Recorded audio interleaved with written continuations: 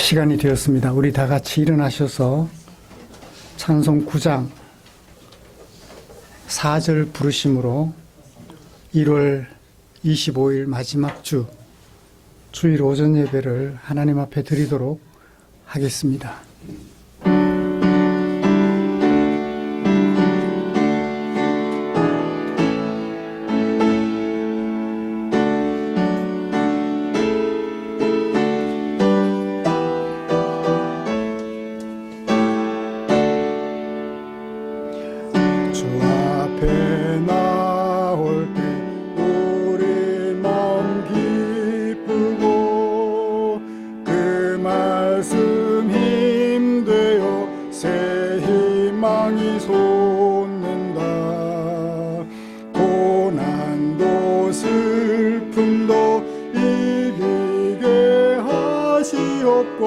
영원에 잇대어 살아가게 하소서.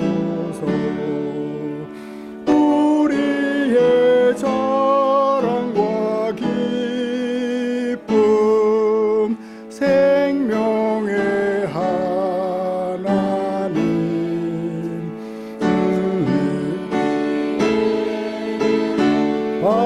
받아주시오.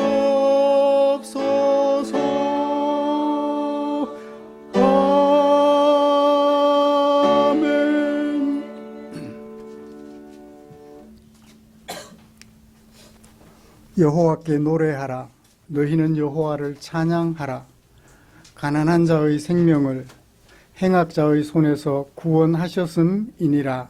아멘. 전능하사 천지를 만드신 하나님 아버지를 내가 미사오며 그 외아들 우리 주 예수 그리스도를 미사오니 이는 성령으로 잉태하사 동정녀 마리아에게 나시고 본디오 빌라도에게 고난을 받으사 십자가에 못 박혀 죽으시고 장사한 지 사흘 만에 죽은 자 가운데서 다시 살아나시며 하늘에 오르사 전능하신 하나님 우편에 앉아 계시다가 저리로서 산 자와 죽은 자를 심판하러 오시리라. 성령을 미사오며 거룩한 공회와 성도가 서로 교통하는 것과 죄를 사하여 주시는 것과 몸이 다시 사는 것과 영원히 사는 것을 미사옵나이다. 아멘. 12장 다 함께 주를 경배하세요. 제가 가진 찬송가가 달라서 다 함께 주를 경배하세요.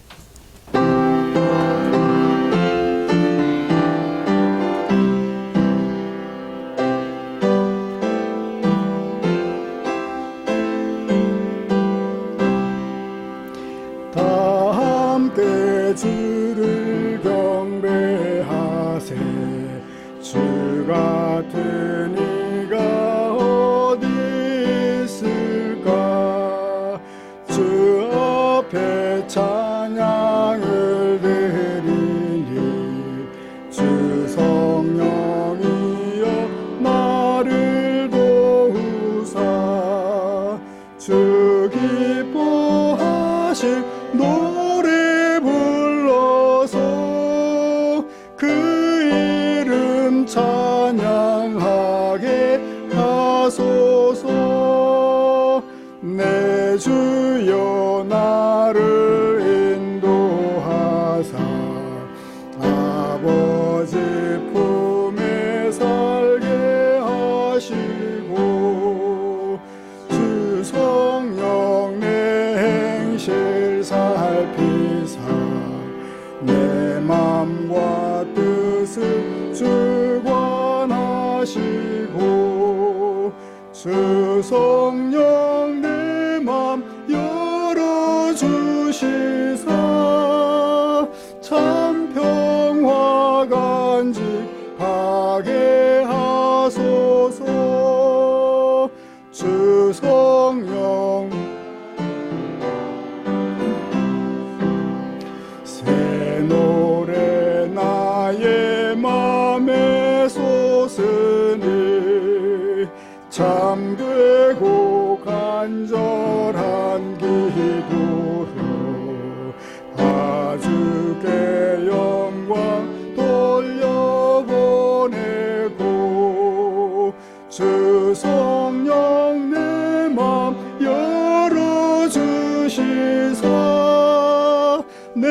주를 찬양하게 하소서. 말할 수 없는 탄식으로 날 위해 주님 간구하시는 주 성령 날 항상 돕나니 이 천한 몸은 주의 것이며 주님의 기업 이을 자임을 나 밝히 알게 하여 주소서.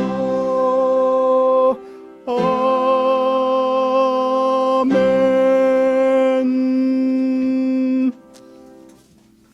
교독문 시편 5편입니다. 4번입니다. 주보에 기록된 교독문 함께 교독하겠습니다. 여호와여, 나의 말에 귀를 기울이사 나의 심정을 헤아려 주소서.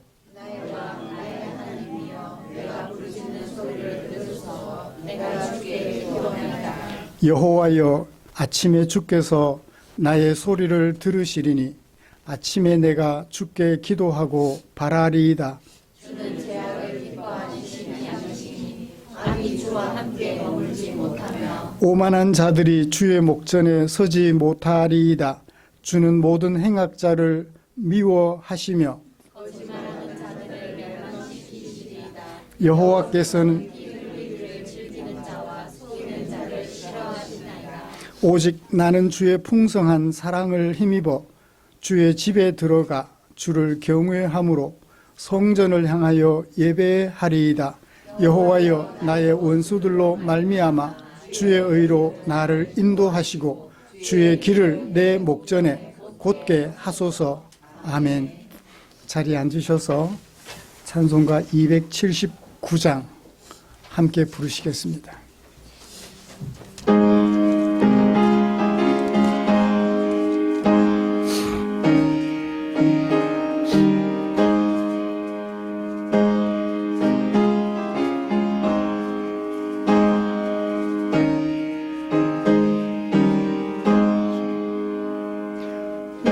인내하신 구세주여, 내가 비오니 죄인오라 하실 때에 날 주여 주여 내가 비오니 죄인오라 하실 때 날 부르소서. 자비하신 보좌 앞에 꿇어 엎드려 자복하고 회하니 믿음 주소서. 주여 주여 내가 비오니 죄인오라 하실 때에 날 부르소서. 주의 공로 의지하여 늦게 가오니 상한 마음을 고치시고 구원하소서. 주여 주여 내가 비오니 죄인오라 하시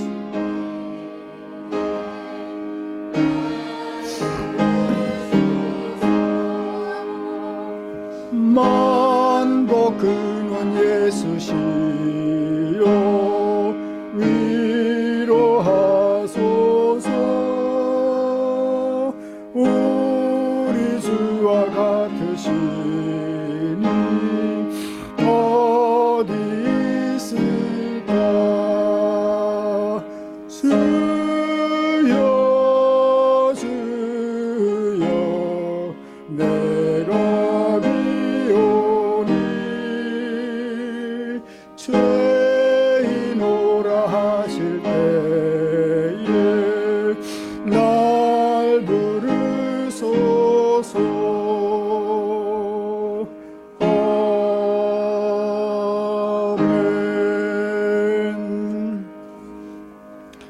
김보경 집사님 나오셔서 우리를 대표하여 기도해 주시겠습니다.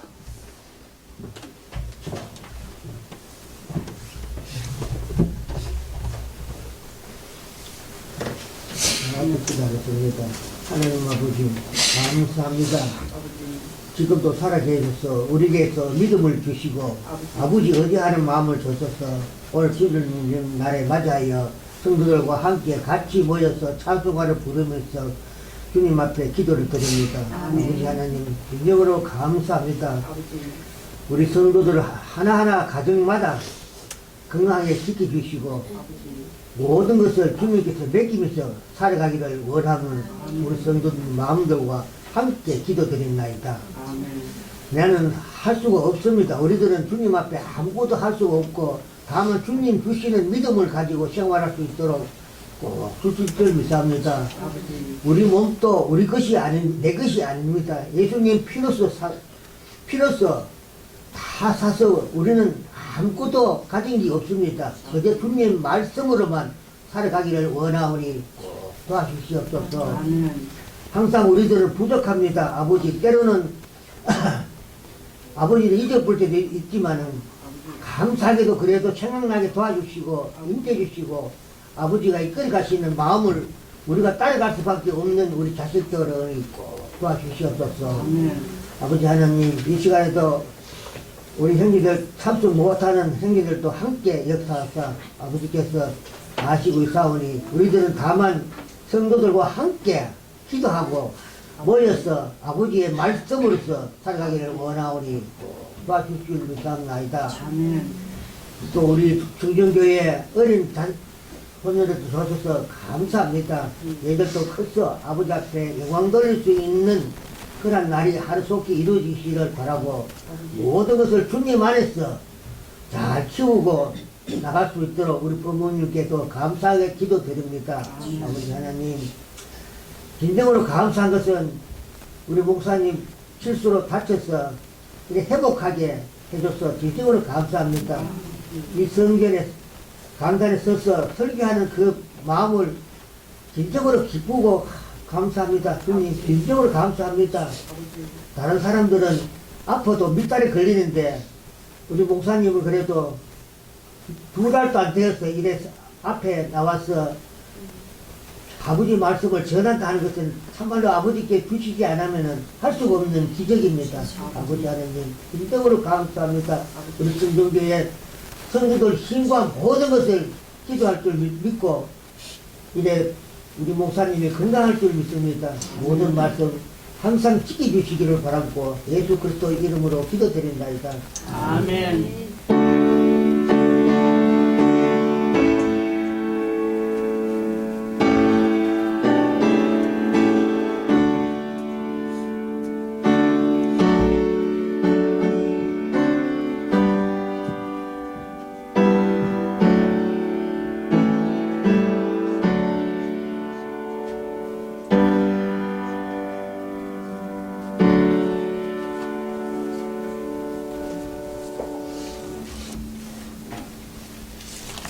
오늘 함께 묵상하고 싶은 말씀은 에스겔 구약성경 37장 1절부터 14절까지입니다.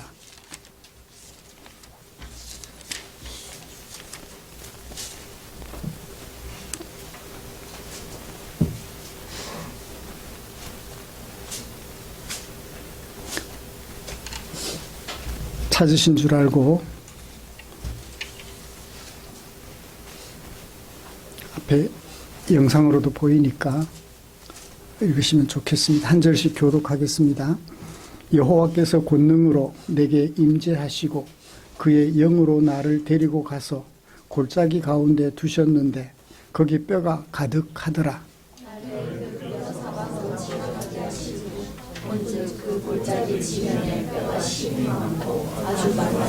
그가 내게 이르시되 인자야 이 뼈들이 능히 살 수 있겠느냐 하시기로 내가 대답하되 주 여호와여 주께서 아시나이다.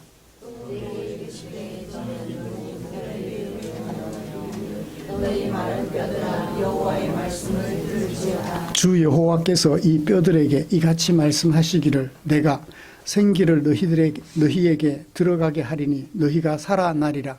너희 위에 힘줄을 두고 살을 입히고 가죽으로 덮고 너희 속에 생기를 넣으리니 너희가 살아나리라. 또 내가 여호와인 줄 너희가 알리라 하셨다. 이에 내가 명령을 따라 대언하니 대언할 때에 소리가 나고 움직이며 이 뼈 저 뼈가 들어맞아 뼈들이 서로 연결되더라. 내가 또 보니 그 뼈에 힘줄이 생기고 산이 오르며 그 위에 가죽이 덮이나 그 속에 생기는 없다.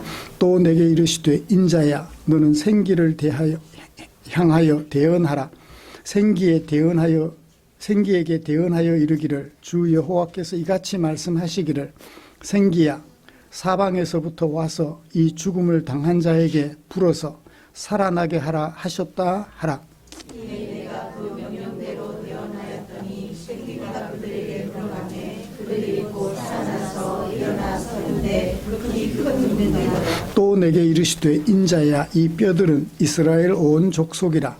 그들이 이르기를 우리의 뼈들이 말랐고 우리의 소망이 없어졌으니 우리는 다 멸절되었다 하느니라. 그들에게 이르기를 주 여호와께서 이같이 말씀하시기를 내 백성들아 내가 너희 문을 열고 너희를 거기에서 나오게 하고 이스라엘 땅으로 들어가게 하리라. 내 백성들아 내가 너희 무덤을 열고 너희로 거기에서 나오게 한즉 너희는 내가 여호와인 줄을 알리라. 내가 또 내 영을 너희 속에 두어 너희가 살아나게 하고 내가 또 너희를 너희 고국 땅에 두리니 나 여호와가 이 일을 말하고 이룬 줄을 너희가 알리라. 여호와의 말씀이니라. 아멘. 오늘은 지난주에 약속했던 대로 겨울 성경학교 캠프에서 공부하고 말씀을 공부하고 또 율동까지 배워서 찬양했던 우리 주일학교 학생들의 특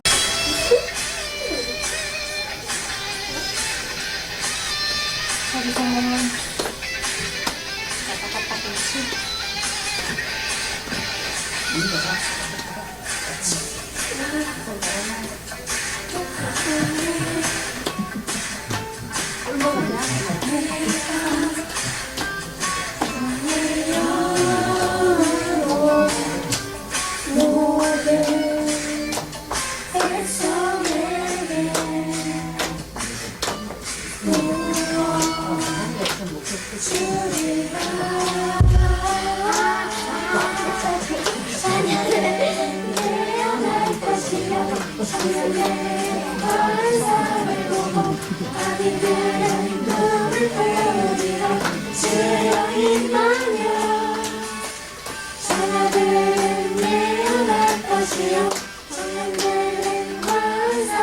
보고 아비들은 꿈을 꾸리라.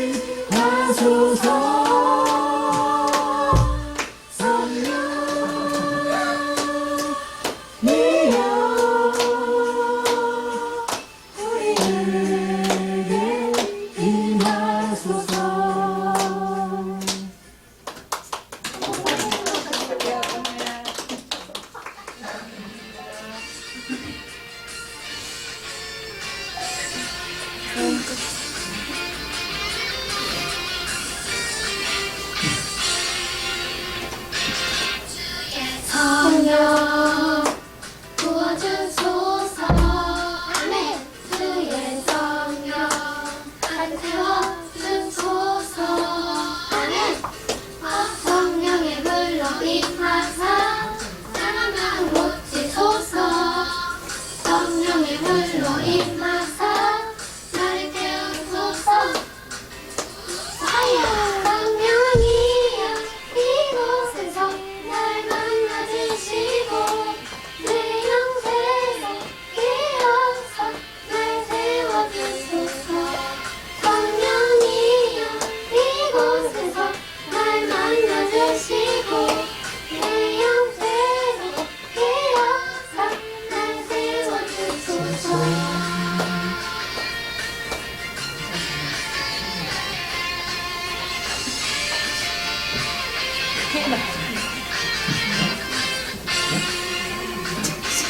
주의 성령 부어주소서 아멘 주의 성령 가득 채워주소서 아멘 성령의 불로 임하사 사랑을 고치소서 성령의 불로 임하사 나를 채우소서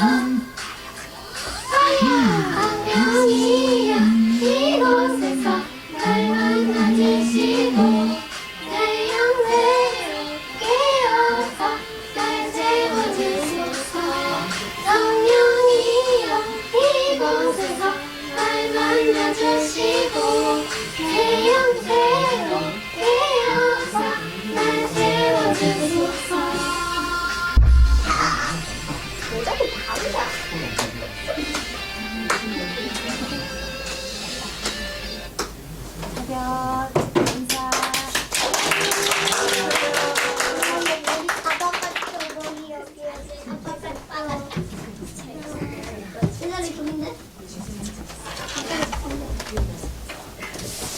저기는 어디요?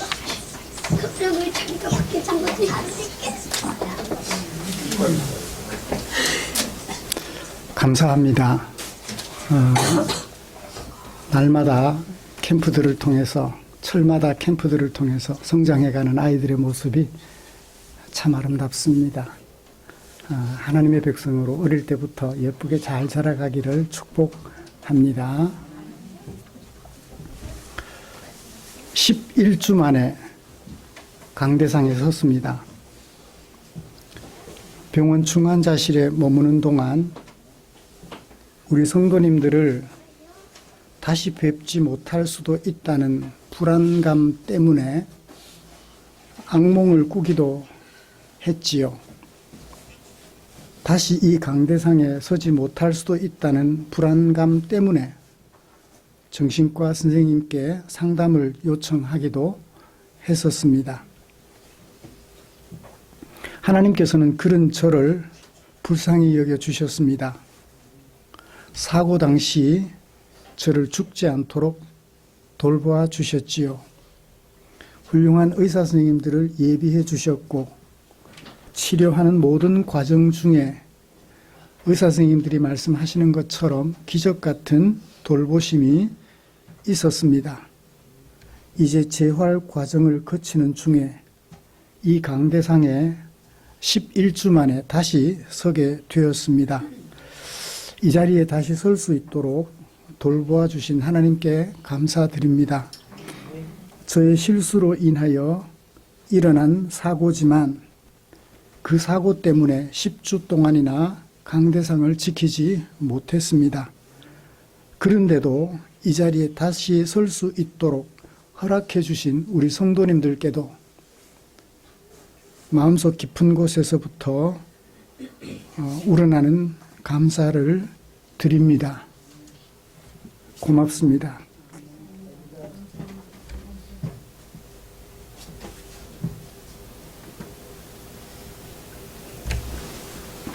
오늘은 설레는 마음으로 이 자리에 섰습니다. 몸은 10주 동안 강단과 우리 성도님들을 떠나서 있었습니다. 그러나 마음은 여기에 그리고 우리 성도님들과 함께 있었습니다. 기다리고 기다리다가 오늘 마침내 우리 성도님들과 마치 맞선을 보는 것 같은 그런 느낌으로 이 자리에 섰습니다. 또 오늘은 두렵고 떨리는 마음으로 이 자리에 섰습니다. 하나님께서 저를 죽도록 버려두지 않으시고 살려주신 목적이 무엇일까 하는 것 때문입니다. 마지막 순간까지 성경에 담아두신 하나님의 마음을 더욱 잘 살펴서 우리 성도님들과 공유하며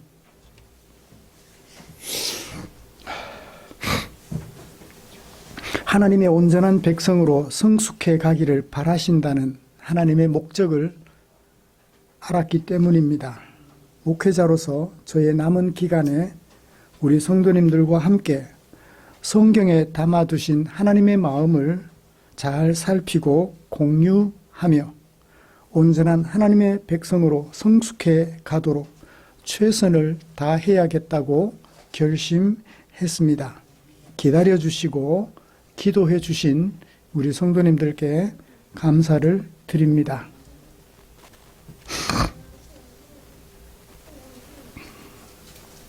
중환자실에 누워서 불안이 떨쳐지지 않는 중에도 26년도 목회 목표와 계획들이 머릿속에서 맴돌았습니다. 하나님께서 살려주셨는데, 아직 불안하긴 하지만 살려주셨는데 26년도를 어떤 마음으로 어떤 목표를 가지고 우리 성도님들을 섬길 수 있을까? 그것을 생각하며 창세기부터 요한계시록까지 하나님의 말씀들을 머리에 떠올려 보았습니다. 그때 하나님께서 저에게 강하게 나타내 보여주신 말씀, 그리고 묵상하게 하신 말씀이 에스겔 37장이었습니다. 내가 비록 죽을 수도 있는 몸이지만 내 안에 하나님이 계시다는 것과 내 안에 계시는 하나님께서 나를 위하여 가지고 계실 그 계획들을 생각하면서 삶에 대한 의욕을 일깨울 수 있었지요. 오늘은 그 중에 에스겔서 37장 1절부터 14절까지 말씀에 담아두신 하나님의 마음을 살펴보면서 하나님의 은혜를 나누려고 합니다. 말씀 나눌 때 에스겔 선지자를 감동하게 하셨던 성령 하나님의 감동하시는 은혜가 우리 안에 충만하게 임하시기를 기대합니다. 오늘 우리가 함께 교독한 본문이 무엇을 어떻게 말씀하고 있는지 먼저 정리를 좀 해봅시다. 왜냐하면 그렇게 해야 이 말씀 속에 담아두신 하나님의 마음이 드러날 테니까요. 1절부터 3절까지 하나님께서 에스겔 선지자에게 무엇을 보여주셨습니다. 무엇이었죠? 뼈가 말랐더라고 하니까 거기에서 우리는 짐작해 볼 수 있는 것이 마른 뼈들, 마른 뼈들이 골짜기에 가득했다는 것입니다. 마른 뼈들이 골짜기에 가득 차 있으면 그걸 뭐라고 할까요? 그걸 뭐라고 할까요? 뼈무덤. 그래요. 뼈무덤 또는 뼈무더기. 뼈무덤이라고 하겠죠. 돌이 많이 모여 있으면 돌무덤, 돌무더기라고 하는 것처럼 마른 뼈들이 가득 차 있으니까 뼈무덤 또는 뼈무더기라고 할 수 있겠습니다. 하나님께서는 마른 뼈무덤을 에스겔 선지자에게 보여주셨습니다. 4절부터 10절까지는 하나님께서 말씀으로 마른 뼈들에게 행하신 일들을 보여주고 있습니다. 하나님은 선지자에게 너는 이렇게 말해라. 너는 대언하라. 그리고 나는 대언했다. 몇 번 반복돼요? 너는 대언하라. 내가 대언하니. 몇 번 반복돼요? 4절과 9절. 너는 대언하라. 7절과 10절. 내가 대언하니. 모두 몇 번? 2번 반복돼요. 2번 반복되는 과정을 통해서 결과 10절. 어떤 일이 일어났나요? 그들이 살아났다. 그들이 발로 일어섰다. 보니 그들은 무엇이었다? 큰 군대였다. 마른 뼈들이었는데, 뼈무덤 같이 보였는데 그 뼈들이 살아서 큰 군대가 되었다 하는 것을 1절부터 10절까지 소개하고 있습니다. 11절에는 1절에서 3절에 기록된 것과 똑같이 마른 뼈들의 정체와 그들이 가지고 있는 자의식에 대하여 설명해 주고 있습니다. 누구의 설명인가요? 또 내게 이르시되. 그랬으니까 하나님의 말씀이지요. 마른 뼈들이 도대체 누구냐? 마른 뼈들이 도대체 무엇을 말하며 그들은 어떤 사람들이었나 하는 것을 하나님께서 설명해 주십니다. 괜히 마른 뼈들을 보여주셨던 게 아닌 것 같아요. 뭐라고 말했나요? 마른 뼈들의 정체, 그리고 그들이 가지고 있는 자의식, 무엇이죠? 마른 뼈들은 온 이스라엘 족속을 말한다. 이 이스라엘 족속들의 자의식, 그 이스라엘 족속들이 뭐라고 말하나요? 우리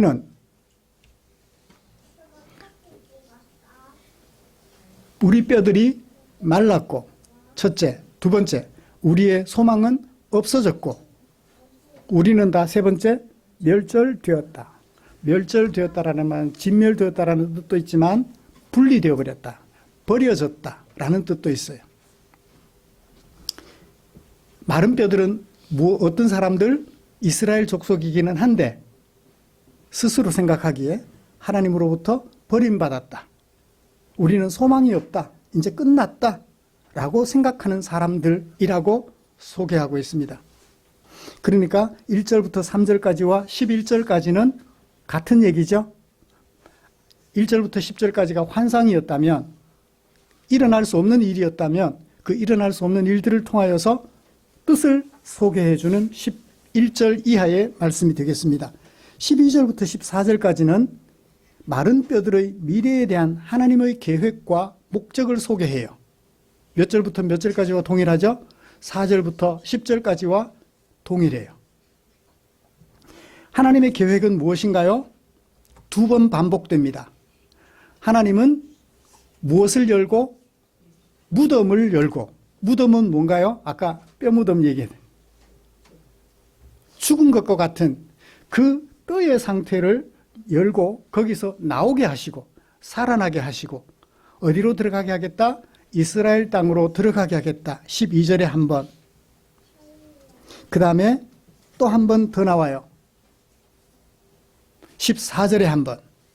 내 영을 너희 속에 두어 너희가 살아나게 하고 어디에 들어가게 하겠다? 고국의 땅에 들어가게 하겠다.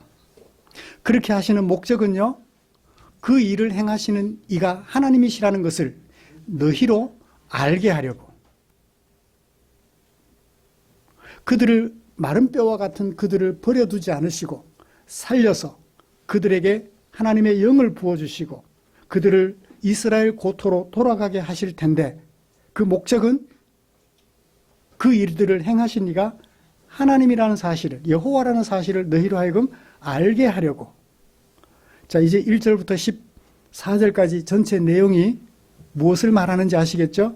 1절부터 10절까지는 환상과 같은 일들이고 그 일들의 의미를 11절에서부터 14절까지 소개해주고 있습니다.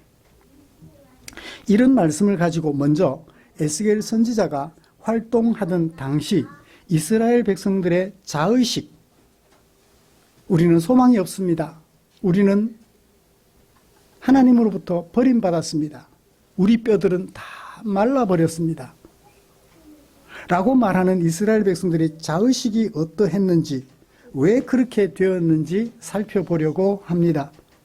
그렇게 하면서 오늘 우리들의 자의식과 이스라엘 백성들의 자의식을 비교해 보겠습니다. 그리고 다음으로 이런 이스라엘 백성들에 대한 하나님의 계획과 목적을 살펴보려고 해요. 비록 지금은 마른 뼈 같지만 그들을 향한 하나님의 계획과 목적을 살펴보면서 하나님의 은혜를 나누려고 합니다. 그러면 이제 에스겔 선지자가 활동하던 당시 이스라엘 백성들의 자의식은 어떠했는지 살펴보지요. 에스겔 선지자는 남쪽 유다 왕국의 19대 왕 여호야긴이 통치할 때 때부터 살고 있었습니다. 여호야긴은 3개월 통치하고 바벨론 왕에게 붙잡혀가요. 여호야긴 대신 바벨론 왕이 다른 사람을 왕으로 세우고 여호야긴을 포로로 붙잡아가요. 그때 에스겔도 같이 붙잡혀 갑니다. 이것은 두 번째 포로예요. 첫 번째 포로는 8년 전, 몇 년인가요?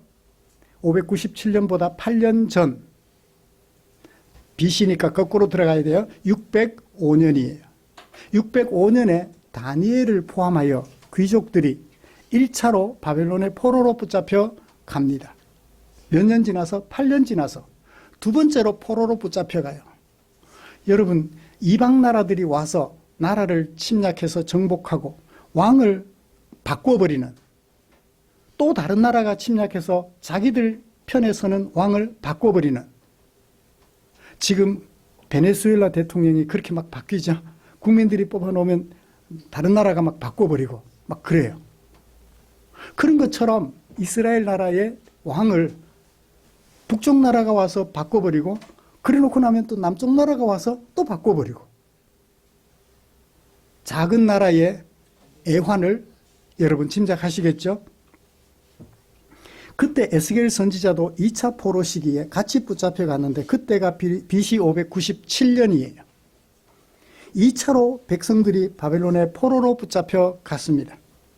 그때로부터 5년이 지났어요. 몇 년인가요? 597년부터 5년이 지났으니까 592년에 에스겔은 바벨론 땅의 그발이라는 강가에 서 있었어요.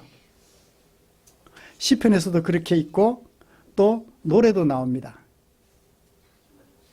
그발 강가에서 시온을 그리워하며, 돌아갈 시온을 그리워하며 부르는 노래, 시편 100편 뒤에 있는데 정확하게 몇 편인지는 지금 기억을 못, 130편쯤 될 것 같아요. 노래도 있습니다. 미국 영어 노래로. 그발강가에 서 있을 때 하나님께서 에스겔을 선지자로 부르셨어요. 자기 고국 땅에 있을 때가 아니라 포로로 붙잡혀가서 포로로 붙잡아간 백성들의 눈치를 보며 그들로부터 조롱당하고 있을 때 그발강가에서 하나님의 부르심을 받았습니다. 하나님께서 이렇게 부르신 선지자에게 보여주신 게 뭐죠? 이렇게 보여주신 게 1절부터 10절까지예요. 마른 뼈들 환상이에요. 진짜로 그 골짜기에 마른 뼈들이 있었는지 아니면 환상이었는지 정확하게는 알 수 없어요. 왜냐하면 하나님께서 자신을 골짜기로 데리고 가셨다. 그리고 거기서 마른 뼈들을 봤다. 라고 하니까 실제 같기도 하고 아닌 것 같기도 하고 그래요. 이건 우리도 그런 것들을 보는데 대전에 가면 우리나라 6.25 때 양민학살이라는 것이 있잖아요. 한쪽 골짜기에 괴뢰군들이 내려왔다가 유엔군에 의하여 쫓겨가고 북한 군인들에게, 괴뢰군들에게 도움을 줬던, 식사를 제공해주고 도움을 줬던 그 백성들을 우리 국군들이 어떻게 했나요? 한쪽 골짜기로 몰아넣고 죽여서 묻어버렸던, 그것이 현재 발굴이 되어서 우리에게 공개가 되고 있잖아요. 완전히 한 구덩이에 사람들이 뼈가 얼마나 많이 나오는지 유전자 검사해서 자손들에게 되돌려주는 그런 일들을 하고 있지요. 엄혹한 우리나라의 현실, 외국 다른 나라들이 북쪽 바벨론, 남쪽 애굽이 침략하여 사람들을 죽여서 그렇게 한 골짜기에 모아놓았을 것 같기도 하고요. 정확하게는 무엇이다라고 판단하기는 어려울 것 같습니다. 환상으로도 볼 수 있겠고 사실로도 볼 수 있겠고요. 하나님께서 에스겔 선지자에게 보여주신 것은 바로 그것입니다. 마른 뼈들이에요. 그 마른 뼈들은 보여주셨을 때 하나님이 질문하셨어요. 에스겔아, 예, 이 뼈들이 능히 살 수 있을 것 같으니? 진짜 살점도 하나 안 붙어 있고 마른 뼈들이에요. 이 뼈들이 살 수 있을 것 같으니 에스겔이 뭐라고 대답했어요? 주께서 아시나이다. 에스겔은 뭐라고 대답하고 싶었을까요? 사실은 여러분들 같으면 어떻게 대답하실래요? 마른 뼈들을 앞에 놓고 이 뼈들이 살 수 있을 것 같으니 솔직히 대답해 보세요. 아닐 것 같아요. 아닐 것 같다고 하나님 앞에 감히 말하지는 못하고 아닐 것 같다고 감히 말하지는 못하고 겨우 둘러대는 것이 주께서 아시나이다. 에스겔 선지자의 심정 이해가 되세요? 하나님을 믿는 믿음이 있으니 아니라고 말은 못하겠고 현실은 보니 아니다라고 말하고 싶어서 자신의 믿음이 부족함을 드러내는 말, 주께서 아십니다. 누가 또 이런 말을 했죠? 주께서 아시나이다. 베드로, 네가 나를 사랑하느냐? 주께서 아시나이다. 네가 나를 사랑하느냐? 주께서 아시나이다. 그래요. 에스겔 선지자가 애매하게 대답했습니다. 하나님의 질문에 선지자가 한 대답은 살 수 없을 것 같다. 사실은 그런 마음인데 또 하나님이 하시면 하실 수 있겠지요 라는 그런 마음을 담은 것 같습니다. 이 마른 뼈라는 은유적 표현이 가지고 있는 의미는 무엇일까요? 하나님께서 선지자에게 해석해서 들려주셨지요. 10절. 이 뼈들은 이스라엘 온 족속이라. 어떤 이스라엘? 어떤 이스라엘? 고국에 있는 이스라엘 백성들은 북쪽의 바벨론의 침략을 받아서 남쪽 애굽 왕의 침략을 받아서 전쟁 중에 농사는 제대로 지을 수 있을까요? 이 나라의 침략을 당하고 저 나라의 침략을 당하면서 집이나 제대로 간수할 수 있었을까요? 그래요. 자, 그럼 고국 땅은 그렇다 쳐도 포로로 붙잡혀간 사람들은 어떨까요? 바벨론 사람들이 포로로 붙잡혀 온 사람들을 칭찬하고 그들을 대접해주며 그들을 사랑하고 돌봐줬을까요? 뭐처럼 부렸을까요? 노예처럼 부리는 거예요. 전쟁에서 지면요, 그 나라 백성들은 참 불쌍해요. 여성들은 성폭력의 대상이 되고 남자들은 노예의 대상이 되는 거예요.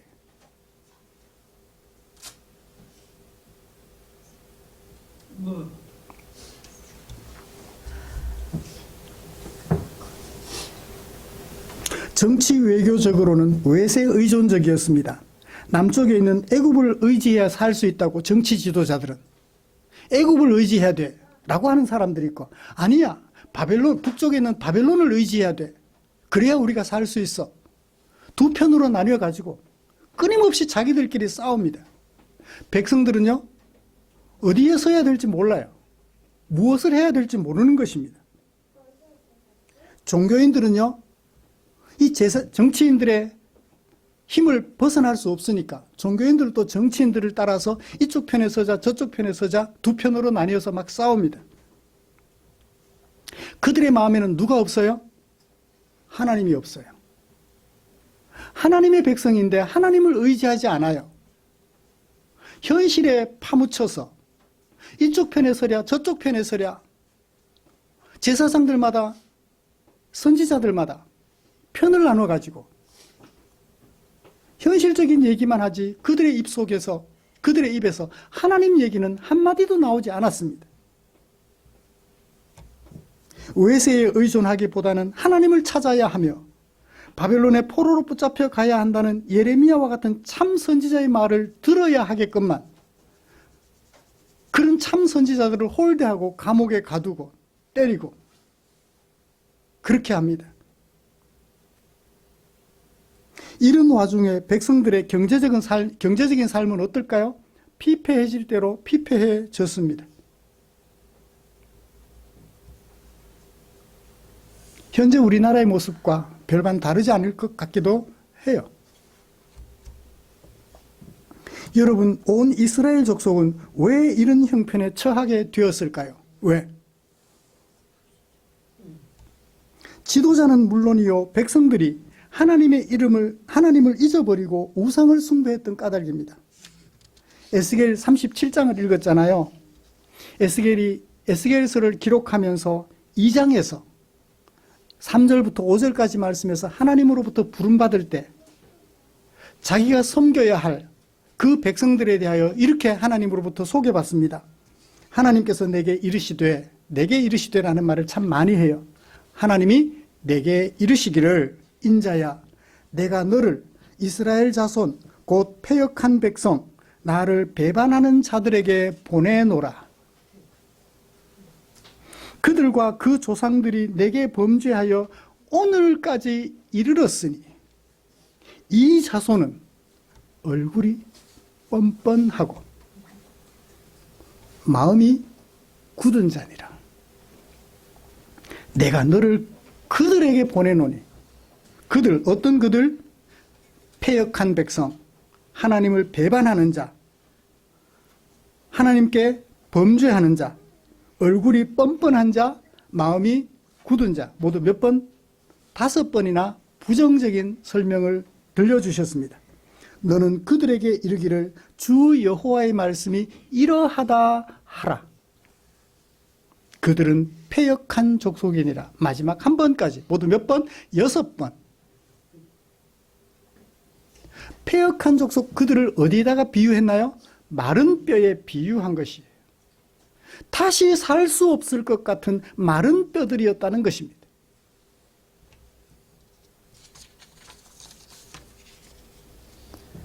현실 속에 파묻혀 그들의 마음 속에 하나님은 온데간데 없이 사라지고 이 편에 선 사람들과 저 편에 선 사람들이 정치적 권력을 손에 잡으려고 약소국가니까 이 나라의 침략을 받았을 때는 이쪽 편에 선 사람들이 우세하고 남쪽의 침략을 받았을 때는 남쪽 편에 선 사람들이 우세하고 3개월 만에 왕들이 갈아치워질 정도로 엎치락 뒤치락하는 이런 현실이에요.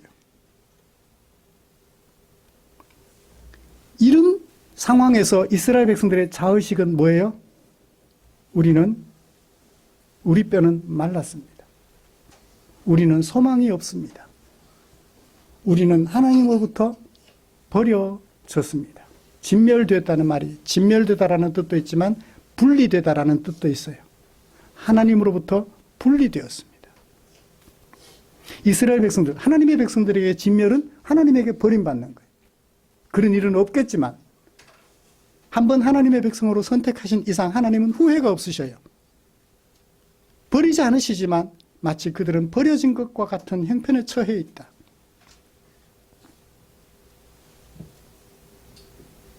그들은 오로지 자신들이 처한 정치, 경제, 사회, 외교적 현실만 보고 죽을 것 같은, 아니 죽은 자와 같은 자신들의 처지만 보고 있으면서 우리는 멸절되었다, 우리는 분리되었다, 하나님으로부터 버려졌다라는 생각을 하게 되었던 것입니다.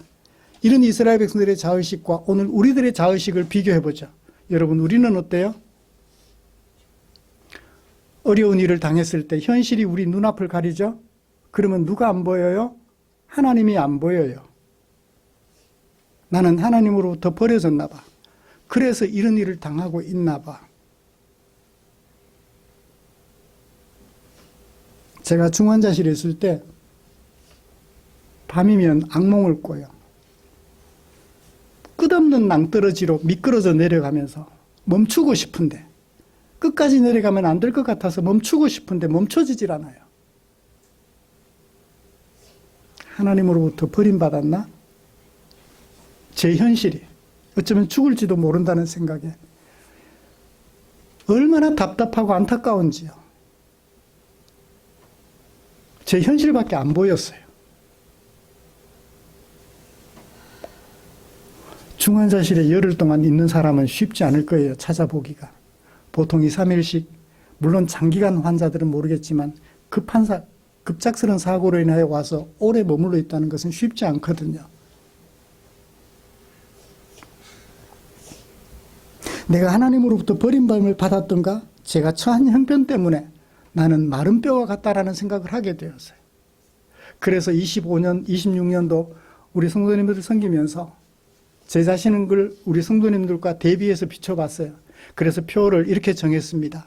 나 비록 마른 뼈 같을지라도 제 자신의 정체성을 인식했습니다. 그리고 그 내 안에 하나님이 계심을 안다면 그런 마른 뼈 같은 상황일지라도 뭘 얻어요? 희망을 가지게 되는 거예요. 소망을 가지게 되는 거죠.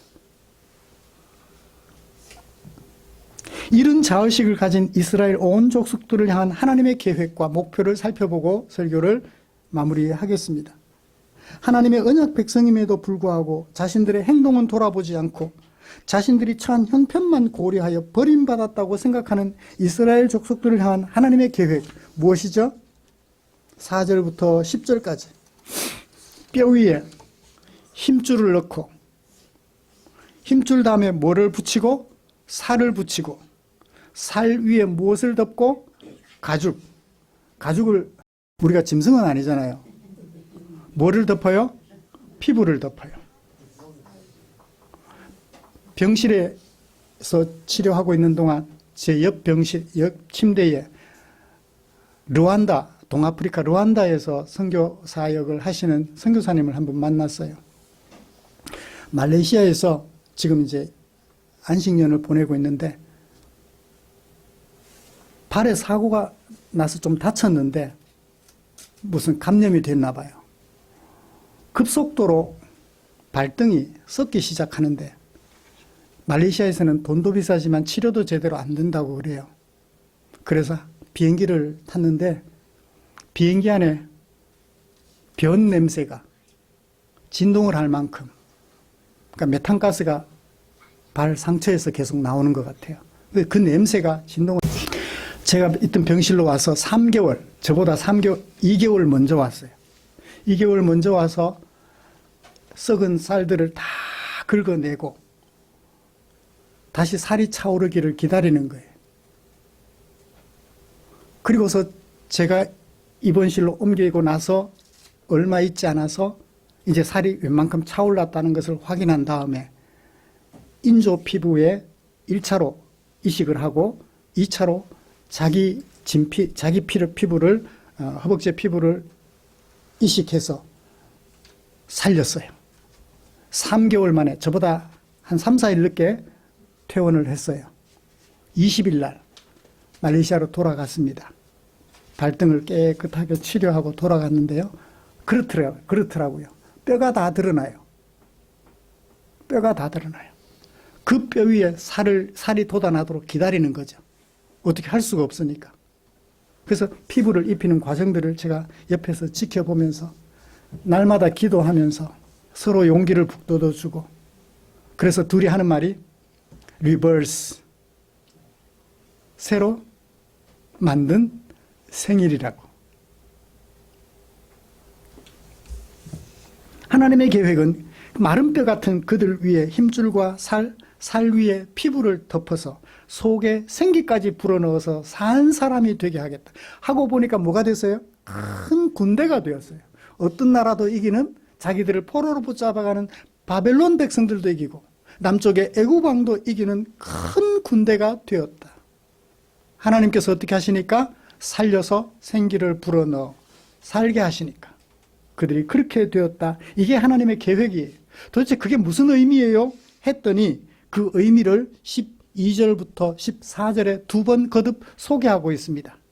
무덤 같은 데서, 뼈 무덤이죠? 무덤 같은 데서 무덤을 열고 너희들을 거기서 건져내어서 하나님이 약속하셨던 땅 고토로 돌아가게 하심으로 돌아가게 하시겠다. 지금은 포로로 붙잡혀 와 있지만 그래서 너희들이 마른 뼈와 같지만 돌아가게 해주겠다. 너희들을 결코 버리지 않겠다. 바벨론에서 다시 나오도록 해주겠다. 뭐와 같아요? 애굽 땅에서 종되었던 애굽 땅에서 나올 때와 같다는 것을 보게 됩니다. 무엇을 알게 하려고? 목적. 무엇을 알게 하려고? 내가 여호와인 줄 알게 하려고. 왜? 내가 하나님인 줄 알게 하려고 라고 말하지 않고 여호와인 줄 알게 하려고 라고 말했을까요? 굉장히 중요합니다. 하나님의 이름과 관련하여서. 왜 하나님인 줄 알게 하려고 라고 말하지 않고 여호와인 줄 알게 하려고 라고 말했을까요? 굉장히 중요합니다. 출애굽기 묵상할 때 이미 설교한 바가 있습니다. 혹시 기억하시나요? 출애굽기 6장에서 하나님이 모세에게 말씀하시기를, 모세가 백성들에게 가서 하나님이 나를 보내서 너희들을 애굽 땅에서 인도해 내시려고 한다. 백성들이 안 믿어요. 그러니까 백성들에게 가서 이렇게 소개해라 라고 말씀하시면서 들려주신 말씀, 그러면 믿을 거야 라고 하며 들려주신 말씀이 출애굽기 6장입니다. 하나님께서 모세에게 말씀하여 이르시되 나는 여호와니라, 하나님이라고 하지 않고 여호와니라고 했어요. 내가 아브라함과 이삭과 야곱에게는 전능의 하나님으로 나타났다. 너희 조상들에게는 전능의 하나님으로 나타났다. 그러나 나의 이름을 뭘로는 알려주지 않았다? 여호와로는 알려주지 않았다. 누구에게? 조상들에게. 대비가 되죠. 전능의 하나님과 여호와가 다르다는 거예요. 조상들에게 전능의 하나님으로는 나타내 보여주었지만 여호와로는 나타내 보여주지 않았어. 그러면 전능의 하나님은 어떤 역할을 하죠? 언약을 하시는 거예요. 내가 너를 꼭 내 백성 삼을게. 내가 네게 지시할 땅에서 나와 함께 나라를 이루어가자라고 하실 때는 전능의 하나님이었어요. 그때 여호와로는 알려주지 않으셨다고 그래요. 그러므로 이제 이스라엘 자손들에게 말하렴. 뭐라고? 나는 여호와라. 전능의 하나님이 아니라 여호와라. 자, 이제 여호와를 수식해주는 아래 말들을 잘 보십시오. 내가 애굽 사람의 무거운 짐 밑에서 너희를 빼내는 여호와. 그 다음에 그들의 노역에서 너희를 건지는 여호와. 편팔과 여러 큰 심판들로서 너희를 속량하는 여호와. 6장 7절 너희를 내 백성으로 삼는 여호와. 나는 너희의 하나님이 되는 여호와. 그래서 나는 애굽 사람의 무거운 짐 밑에서 너희를 빼낸 너희 하나님 여호와인 줄 너희가 알게 될 거야. 자, 하나님은 어떤 하나님? 약속해 주시는 하나님. 여호와는 약속을 현실로 만들어 주시는 하나님이심을 강조해 주는 이름 여호와예요. 약속만 해주고 모른 척하면 어때요? 여보, 나 당신 평생 사랑할게 해놓고 모른 척해요. 월급 받아도 월급 봉투도 안 갖다 줘. 어때요? 나 평생 사랑할게 그랬으면 어때요? 월급 받으면 봉투째로 봉투째로 드리는 거죠. 뭐 드린다 해서 좀 불편하시나요? 주는 거죠. 뭐 니꺼 내 거가 따로 없는 거예요. 약속할 때는 전능의 하나님이에요. 능력도 없는 사람이 약속하면, 주하연, 내가 너에게 1억 원을 용돈으로 줄게. 1억 원 모르지. 제게 1억 원이 없어요. 1억 원 용돈으로 줄게. 저는 능력이 없어요. 근데 진짜 제가 1천억 재산 가라 합시다. 1억 좀 줄게. 능력이니까 괜찮잖아요. 능력이 있으니까. 미안하다. 1억 원 날아가 버렸어. 진짜 1억 원 주겠다는 말은 아니어서 하여나 오해하지 마. 그래요.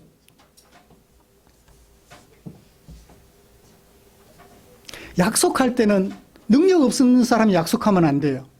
하나님은 약속의 하나님 할 때는 전능의 하나님으로서. 자, 이제는 여호와로서는 어떤 그 약속을 이행하시는 하나님. 이를 강조할 때는 여호와라는 이름으로 자기를 드러내 보여주셨습니다. 여기서도 너희가 내가 여호와인 줄 알게 될 거야. 그거 알게 하려고 포로로 붙잡혀 갔지만 다시 돌아오게 할 거야. 애굽 땅에서 종로로 됐지만 언약의 땅으로 가게 할 거야. 여호와. 제2의 출애굽임을 알 수가 있겠습니다. 우리를 죄악 세상에서 건져내시는 예수님의 구원과 같은 의미를 가지고 있지요.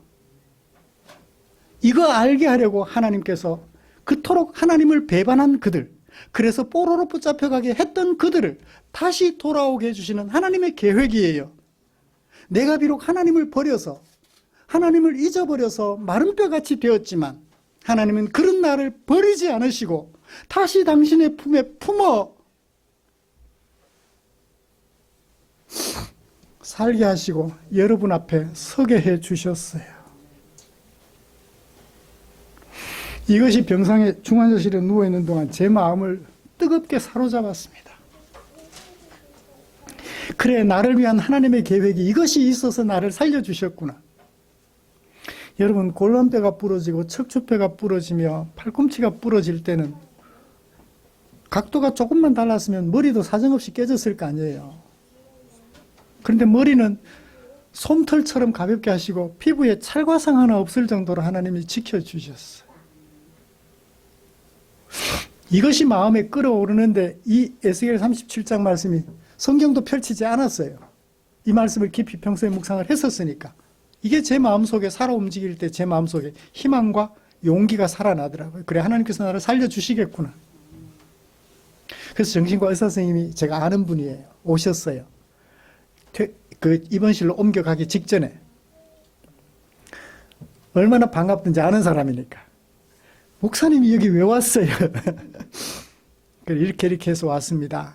그런데 처음에 너무 힘들어서 상담을 요청했는데 늦게라도 와주셔서 감사합니다. 지금은 하나님의 말씀으로 치유가 다 되어서 선생님의 도움은 필요가 없게 되었습니다. 약이라도 좀 지어드릴까요? 아닙니다. 약 먹지 않아도 되겠습니다. 감사합니다. 속히 건강 회복하여 퇴원하시기를 바랍니다. 인사 나누고 돌아왔어요. 말씀을 마치겠습니다. 원래 감격이 넘치면 설교가 조금 길어지잖아요. 오늘 설교가 조금 길었습니다. 죄송합니다. 여러분, 우리 형편은 어떠세요? 나 비록 마른 뼈 같을지라도 하나님께서 나를 위하여 가지고 계시는 계획을 생각합시다. 이스라엘 백성들을 향하여 가지고 계셨던 그 계획은 나를 구원하신 하나님의 계획이에요. 우리는 마른 뼈 같다가 어떤 경우에는 살아있는 사람 같다가 또 어떤 경우에는 마른 뼈 같다가 어떤 경우에는 살아있는 사람 같다가 엎치락 뒤치락 합니다. 괜찮아요. 그게 사람이에요. 뒤치락 했다고 하나님이 버리지 않으시고 거기서도 소망을 가지게 하시는 하나님이심을 오늘 우리는 보았습니다. 형편 때문에 하나님의 백성 내 안에 하나님의 영이 계심을 잊어버리지 마십시오. 그러나 우리가 마른 뼈와 같은 형편에 처하였을지라도 나 비록 마른 뼈 같을지라도 하나님께서 나를 위하여 가지고 계시는 계획을 생각합시다. 큰 군대로 세상을 이기고 세상 위에 왕노릇하며 그들을 하나님의 백성으로 살아가도록 도와주는 하나님의 군대가 되게 하실 하나님의 계획을 꼭 마음에 새기시기를 기대합니다. 기도하십시다.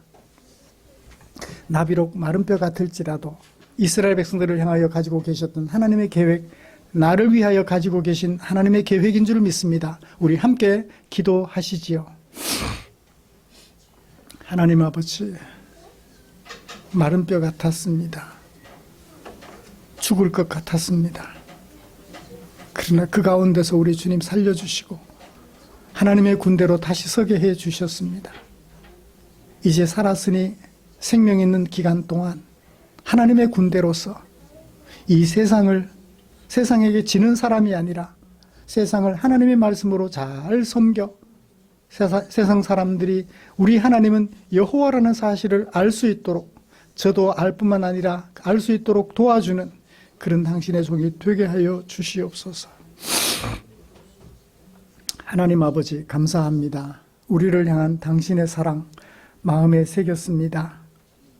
지금 살아가는 내 모습이 마른 뼈처럼 답답하고 하나님에게 버림받은 것 같을지라도 우리 하나님께서 나를 위하여 가지고 계시는 그 계획이 얼마나 아름답고 놀라운지 알아서 나에게 피해를 입히고 힘들게 했던 그 사람들 주의 사랑으로 보듬어주고 안아주어 그들이 살아갈 수 있도록 도와주는 하나님의 군대로서 역할 잘 감당하는 우리 성도들 되도록 도와주시옵소서. 예수님의 이름으로 기도드립니다. 아멘.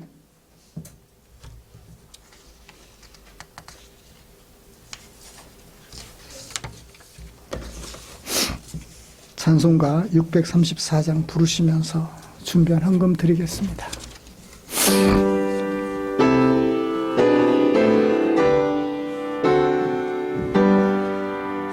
모든 것이 주께로부터 왔으니 이 예물을 주께 드리나이다.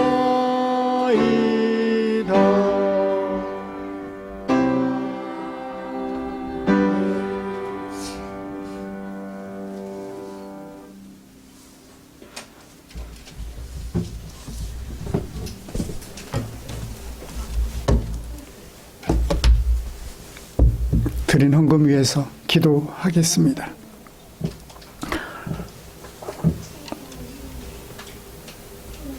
하나님 아버지 감사합니다.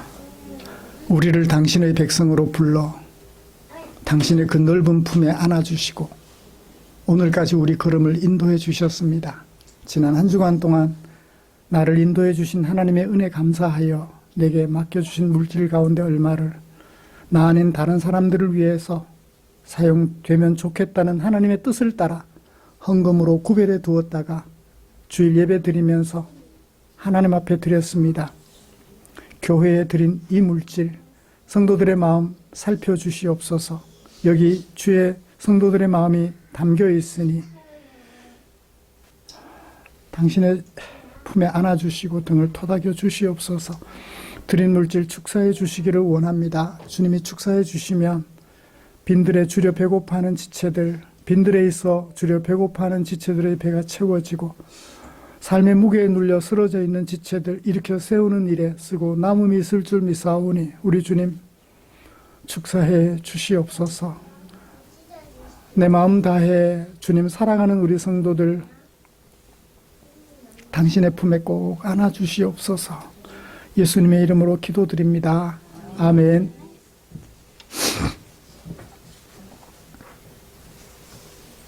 교회 소식 알려드리겠습니다. 다음 주 기도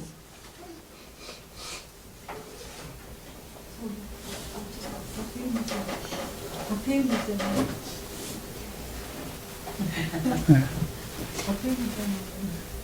다음 주 기도 박태현 집사님. 그죠? 성경에 담겨 있는 하나님의 마음을 찾아내면 그걸 내 마음속에 옮기면 때로는 용기도 얻고 때로는 내 삶을 고치기도 하고 때로는 내가 잘 살아가고 있다는 것 확인도 하고 얼마나 좋은지요. 말씀 묵상에 최선을 다해 주시면 고맙겠습니다. 예결산 1월 마지막 주 오늘이 새 시작이 된 것 같아요. 예결산 위원회 오늘 모이면 좋겠는데 예결산 위원들 앞에 메모해 두었으니까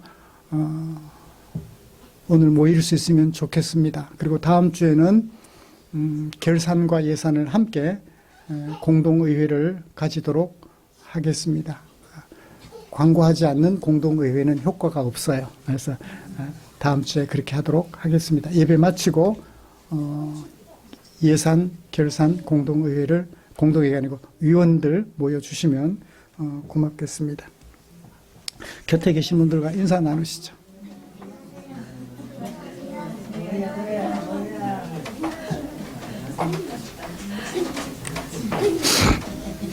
찬송가 53장 부르시고 축도함으로 예배를 마치겠습니다. 일어나 주시죠.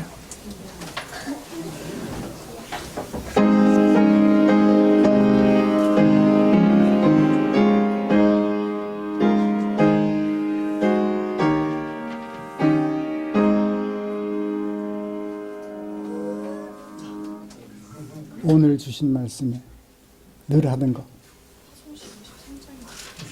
잘못됐나요?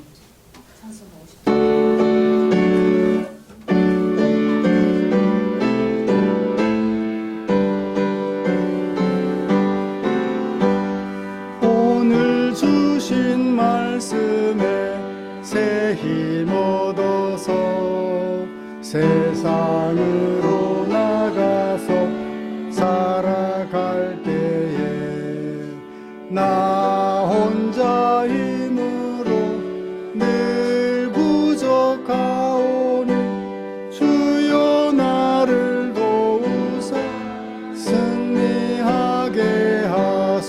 주옵소서. 아멘. 기도하겠습니다. 우리 구주 예수 그리스도의 은혜와 하나님 아버지의 지극하신 사랑하심과 성령 하나님의 인도하시고 위로 충만, 교통 격려하시는 은혜가 이제 나 비록 마른 뼈 같을지라도 하나님이 내 안에 계시어 나를 하나님의 큰 군대가 되게 하심으로 전능하신 하나님이 나에게 여호와로 다가오셨음을 알고 마음속에 그 하나님을 여호와를 신뢰하여 남은 생에 살아가기로 다짐하며 예배를 마치는 모든 지체들 위해 지금부터 영원토록 함께 계시기를 축원하옵나이다. 아멘.